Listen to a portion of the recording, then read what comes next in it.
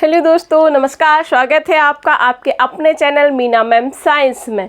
तो आज की वीडियो बहुत ही खास होने वाली है, ना सिर्फ स्टूडेंट के लिए, बाकी आप सभी के लिए, सभी बड़े लोगों के लिए जो क्लास से जुड़े हैं, नहीं जुड़े हैं, या ये मान लीजिए हम सबको जानना ज़रूरी है। आज का जो विषय है, आज का हमारा विषय है कि बिजली कैसे गिरती है, कैसे बनती है और कहाँ गिरती है।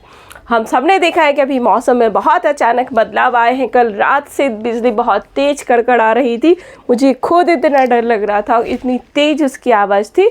तो मुझे लगा कि क्यों ना ये आप तक पहुंचाया जाए कि बिजली आसमान में कैसे बनती है और कैसे गिरती है।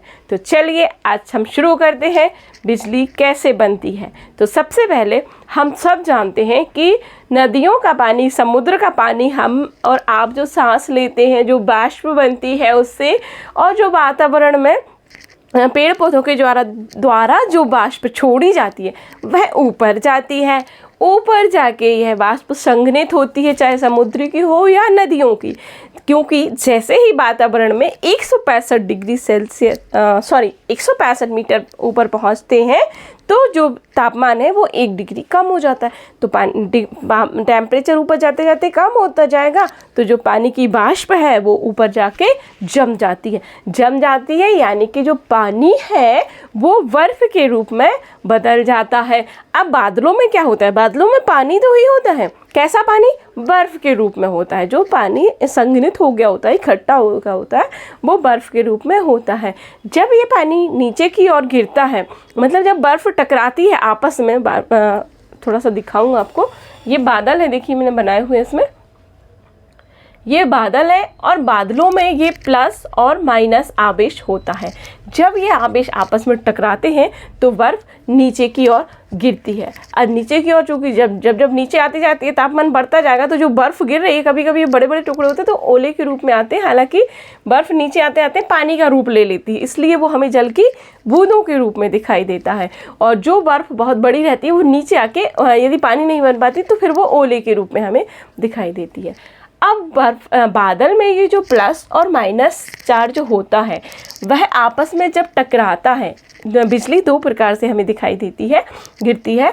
जब एक ही बादल के आवेशों के बीच में टकराहट होती है तो हमें केवल बिजली की गर्जना सुनाई देती है, मतलब सिर्फ ऊपर ही आवाज़ आती है, नीचे नहीं आती। लगता है ना कभी ऊपर बादल गड़गड़ा रहे, हम कहते हैं। और जो बिजली चमकती है, बिजली गिरती है, वो कैसे चमकती है? ऐसे तेज बिजली कैसे गिरती है? जब 2 बादल आपस में टकराएंगे तो इनके जो आवेश है ये आपस में टकराएंगे, और जब इन दोनों आवेश के बीच में आपस में टकराहट होती है तब वज्रपात होता है, यानी कि तब क्या होता है? तब बिजली गिरती है। अब ये बिजली कहाँ गिरती है ये भी हमें पता होना चाहिए, है ना। तो जब ये बिजली गिरती है या जो बिजली बनती है, इसकी जो तीव्रता होती है ना, बहुत अधिक होती है। आप सबको ही पता होगा कि जहाँ भी बिजली गिरती है वो या पेड़ों पर गिरेगी तो पेड़ों को जला देगी, जिस जगह पर गिरेगी वहाँ पर एक बहुत बड़ा गड्ढा कर देती है, जला देती है तो स्थान को।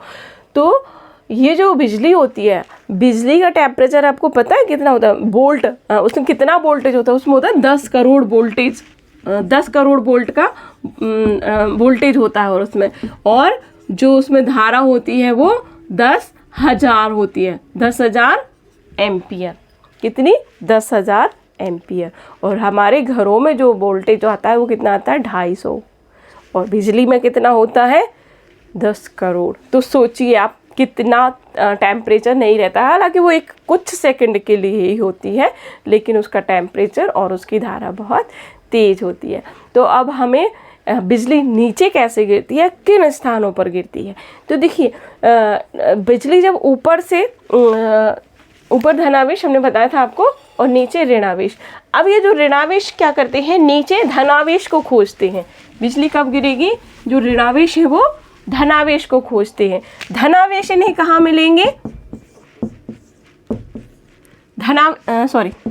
ये धनावेश कहाँ मिलेंगे? मान लीजिए ये कोई पेड़ है, ठीक है। अब ये पेड़ जब भी आंधी तूफान आता है तो हवा बहुत तेज चलती है। हवा तेज चलने से ये पेड़ पौधे लहराते हैं, घास फूस जो भी होती है, तो इनके लहराने से भी इनमें आवेश बनता है। तो यहाँ पर ये प्लस आवेश बनता है, नीचे की ओर ऋण आवेश बनता है।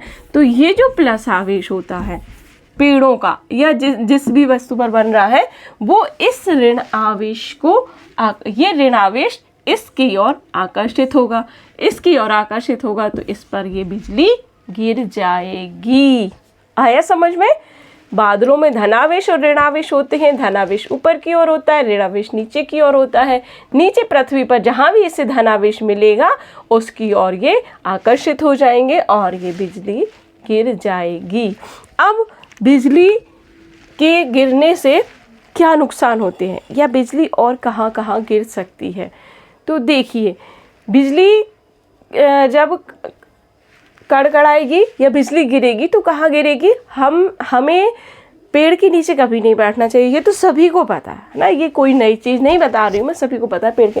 अब पेड़ के नीचे क्यों नहीं होना चाहिए, तो ये तो आपको आज पता चला होगा ना, मैंने बताया तो ठीक है। ऐसे ही हमें खुले मैदान में, कहते हैं खुले मैदान में चले जाओ पेड़ के नीचे जाने की अपेक्षा, तो खुले मैदान में भी हमें खड़े नहीं होना है। क्या? खड़े नहीं होना है। क्यों नहीं होना है? क्योंकि बिजली कोई ऊपर चीज़ को देखेगी, जहाँ वो उसे ऊपरी चीज़ पहले मिलेगी, मान लीजिए स्टेप बाय स्टेप 3 स्टेप है, तो जो पहली स्टेप उसको मिलेगी उसी पे गिर जाएगी। तो हमें क्या करना है? बैठ कर रहना है। यदि हम ऐसी जगह फंसे हुए हैं जहाँ बिजली है, आसमान है और मैदान है और पेड़ है, तो हमें सबसे सुरक्षित जगह जो होगी, वैसे तो हमें किसी घर में चले जाना चाहिए। यदि आपके आसपास घर नहीं है, आप जंगल में या कहीं बाहर हैं, तो आपको खुले मैदान में पहुंचना है और खुले मैदान में भी आपको बैठ जाना है। और बैठना कैसे है? यदि आप 2 लोग या 3 लोग साथ में हैं तो आप लोगों को एक जगह पर झुंड बनाकर नहीं बैठना है, एक दूसरे से 100-100 मीटर की दूरी पर बैठना है, क्योंकि ज़्यादा लोगों के आप पास में बैठने से भी आवेश इकट्ठा हो जाएगा। हम सब चार्ज्ड हैं, हम सब में आवेश है, तो जैसे ही 3-4 लोग इकट्ठे होंगे वहाँ आवेश इकट्ठा हो जाएगा। आवेश इकट्ठा हुआ तो बिजली को रास्ता मिल गया कि कहाँ गिरना है, मेरी मंजिल का, है ना। तो वो मंजिल हम नहीं बनना है।